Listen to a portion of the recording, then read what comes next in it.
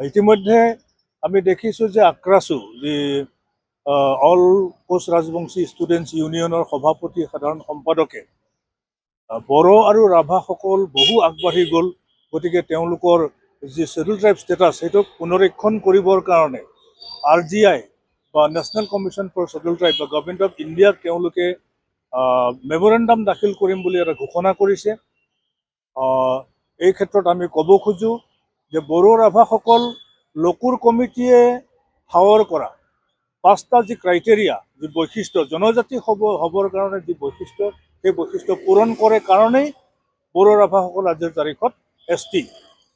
আৰু যিসকলে দাবী কৰিছে, যিবোৰ জনগোষ্ঠী আগবঢ়া, যিবোৰ জনগোষ্ঠী মানে জনবহুল, এই জনবহুল আৰু আগবঢ়া জনগোষ্ঠীবিলাকে লকুৰ কমিটিয়ে ঠাৱৰ কৰা 5টা ক্ৰাইটেৰিয়া ফুলফিল নকৰে কাৰণেই আজিৰ তাৰিখত তেওঁলোক শ্বেডুল ট্ৰাইব ষ্টেটাছ পাবলৈ সক্ষম হোৱা নাই।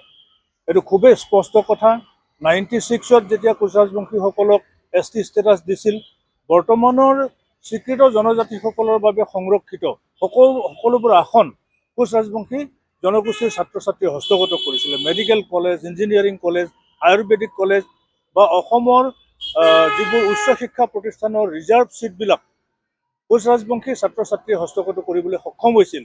মাজুলী ছিটটো জিকিবলৈ সক্ষম হৈছিল কৰুণা দত্ত নামৰ এজন কোচ ৰাজবংশীয়ে। গতিকে আজি কোচ ৰাজবংশীসকল কিমান এডভান্স ইয়াতে বুজা যায়।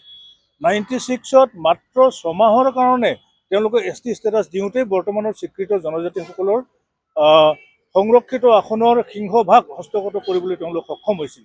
আজি কিহৰ কাৰণে ইমান আগবঢ়া শ্ৰেণী, আগবঢ়া জনগোষ্ঠীয়ে ST হ'ব লাগে আজিৰ তাৰিখত? হয়, বড়ো বা ৰাভা জনগোষ্ঠীৰ কোনো ব্যক্তি বিশেষে আজি উন্নত হৈছে, তেওঁলোক আজি শিক্ষিত হৈছে, কিন্তু এজ এ হোল বড়ো জনগোষ্ঠী বা ৰাভা জনগোষ্ঠী এতিয়াও পিছ পৰি আছে। এতিয়াও অসমৰ আগবঢ়া শ্ৰেণীৰ সৈতে সমানে খোজ মাৰিব পৰা নাই বা সমাজে সমানে খোজ মিলাব পৰা অৱস্থা আহি পোৱা নাই। গতিকে বড়োসকলক আজিও ST ষ্টেটাছৰ প্ৰয়োজন আছে, ৰাভাসকলকো আজিৰ তাৰিখত ST ষ্টেটাছৰ প্ৰয়োজন আছে।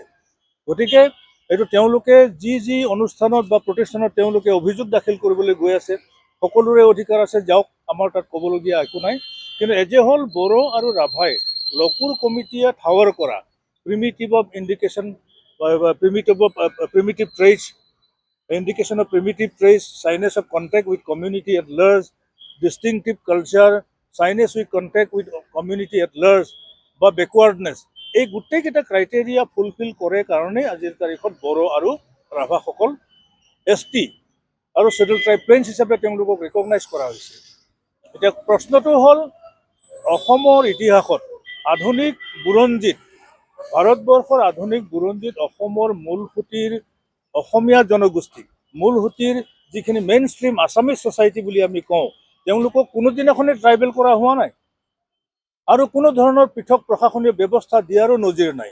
ইভিন ব্ৰিটিছেও তেওঁলোকৰ শাসনকালত আছামিজ মেইন ষ্ট্ৰীম ছ'চাইটিক কেতিয়াও ST হিচাপে ট্ৰিট কৰা নাছিল বা ছেপাৰেট এডমিনিষ্ট্ৰেটিভ ছেটআপ তেওঁলোকক দিয়া নাছিল। গতিকে সেইটো প্ৰশ্নই নাহে। আমি ট্ৰাইবেল অৰ্গেনাইজেশ্যন কোঅৰ্ডিনেশ্যন কমিটিয়ে এইটো মানে দীঘলীয়া সময় আমি বিৰোধ কৰি আহিছোঁ, এতিয়াও বিৰোধ আমি কৰোঁ। কাৰণ অল ইণ্ডিয়া লেভেলতে হওক, ষ্টেট লেভেলতে হওক, 6 জনগোষ্ঠী আগবঢ়া আৰু পপুলাছ মানে জনবহুল জনগোষ্ঠী আৰু আগবঢ়া জনগোষ্ঠীকে ধৰি অসমৰ 6 জনগোষ্ঠী যদি ST ষ্টেটাছ পায়, তেতিয়াহ'লে বৰ্তমানৰ ট্ৰাইবেলসকল ধ্বংসপ্ৰাপ্ত হ'ব। গতিকে আমাৰ দায়িত্ব আৰু কৰ্তব্য আছে, আমি ৰেছপনচিবল মানুহ। আজি CC2 চব ৰেছপনচিবল, 26টাকে আমি অৰ্গেনাইজেশ্যন আছোঁ। নিজৰ মিনিমাম কনষ্টিটিউশ্যনেল ৰাইটছখিনি আমি প্ৰটেক্ট কৰিবৰ কাৰণে আমি বদ্ধপৰিকৰ।